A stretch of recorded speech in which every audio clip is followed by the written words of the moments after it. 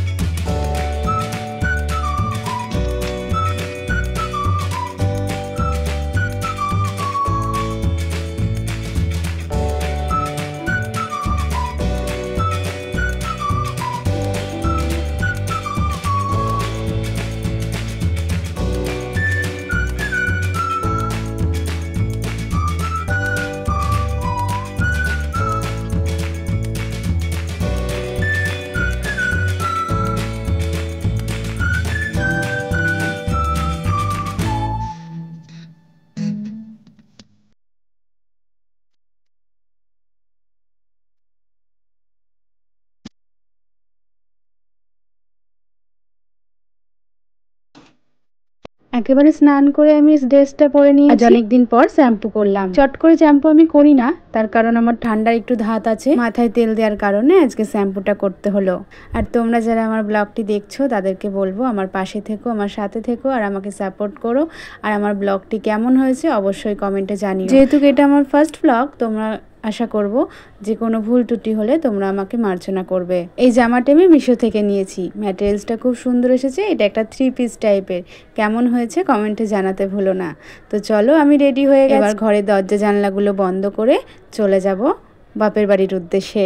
বাপের বাড়ি খুব একটা দূর না, পায়ে হাঁটা এই 5 মিনিট।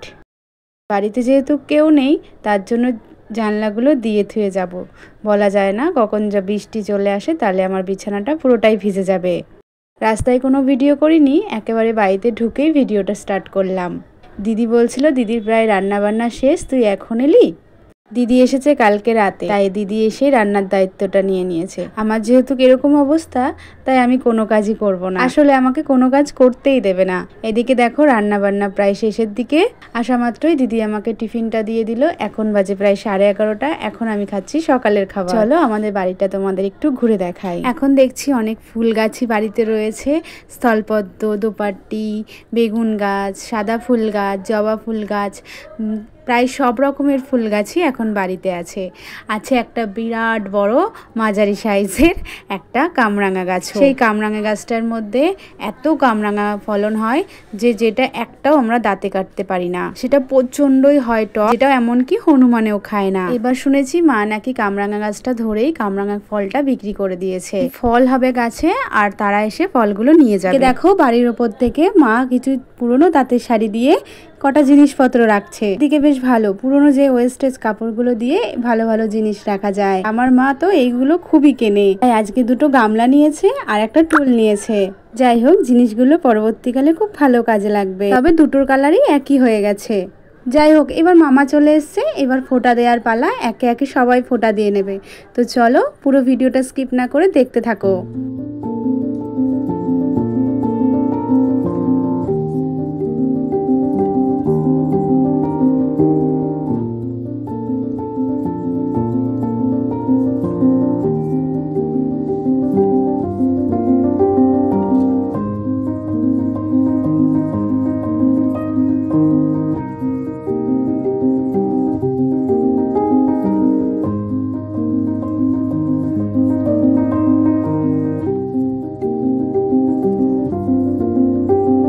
প্রায় সকলেরই ফোঁটা দেওয়া কমপ্লিট হয়ে গেছে, আর এদিকে মা মামার জন্য খাবার দাবার গুলো গুছিয়ে দিচ্ছে। আজকে প্রায় অনেক কিছুই রান্না হয়েছে, এই যেমন ধরুন পালং শাকের চচ্চড়ি, 5 রকমের ভাজা, রয়েছে মাছ, মাছের মাথা দিয়ে মুগ ডাল, সঙ্গে রয়েছে চাটনি, দই, মিষ্টি, সমস্ত কিছু দিয়ে আজকে হবে দুপুরবেলার ভুরি ভোজ। আমাদের বাড়িতে তো খুবই আনন্দ হচ্ছে, তোমরা কেমন আনন্দ করছো অবশ্যই কমেন্টে জানিও।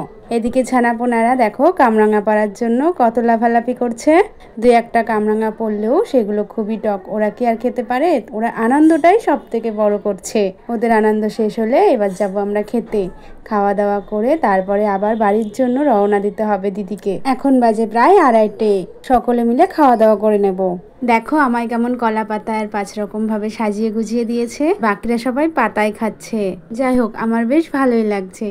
আমি বলেছি বাড়িতে কলা গাছ ছিল, তাই কলা পাতায় ভাত খাবো। দেখো খাওয়া দাওয়া শেষ না হতে হতেই তোড়জোড় হয়ে গেছে বাড়ি ফেরা। আজকে প্রায় 3:30 ট্রেনটা ধরবে। খাওয়া দাওয়া করে একটু বিশ্রাম পেলো না মেয়েটা। তো ওদের শ্বশুর বাড়িতে নিয়ম রাতে বেলা খেয়ে দিয়ে ফোঁটা দেওয়ার, যেহেতু ওর ননদ আছে, ননদ এসে ফোঁটা দেবে, তার জন্য ওকে বাড়ি ফিরতে হবে সময় মতো। যেহেতু রান্না বান্নার দায়িত্বটাও ওখানে ওরই, বাড়ির বউ বলে কথা, আর এদিকে বাড়ির বড় মেয়ে বলে কথা। ওরা চলে গেলেও আমরা চলে যাব।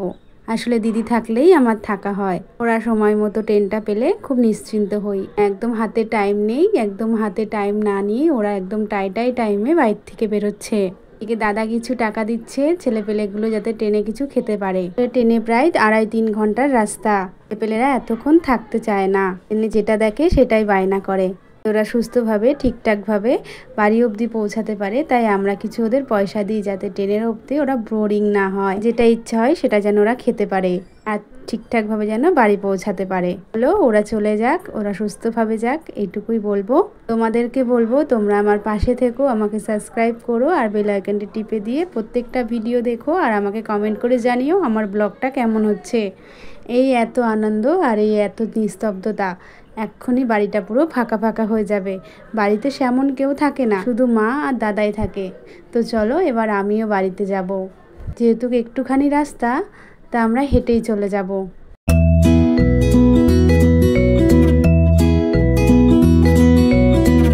বলতে বলতে বাড়ির সামনে চলেও এসেছি। তোমরা অবশ্যই কমেন্টে জানিও আমার এই ব্লগটা কেমন হয়েছে। এটা আমার ফার্স্ট ব্লগ, আশা করি তোমরা একটু নিজ গুণে মার্জনা করে নেবে কোনো ভুল ত্রুটি হলে। ঘরটা এতক্ষণ আটকা থাকায় ঘরটা প্রচণ্ড গরম হয়ে গেছে, তাই প্রথমেই জানালাগুলো খুলে নিয়ে একটু ফ্রেশ হয়ে নেব। আর আজকের মতো ব্লগটা আমি এখানেই শেষ করতে চাইবো, কেননা একটুখানি রেস্ট নিয়ে আমি একটু ঘুমাবো। সন্ধ্যাবেলার দিকে আজকে আর ভিডিও করব না। তোমরা সবাই ভালো থেকো। আজকে ভাই আর বোনেরা আজকে সন্ধ্যাটা খুব সুন্দরভাবে কাটাও। তো চলো টাটা, বাই বাই, আবার দেখা হবে পরের ভিডিও।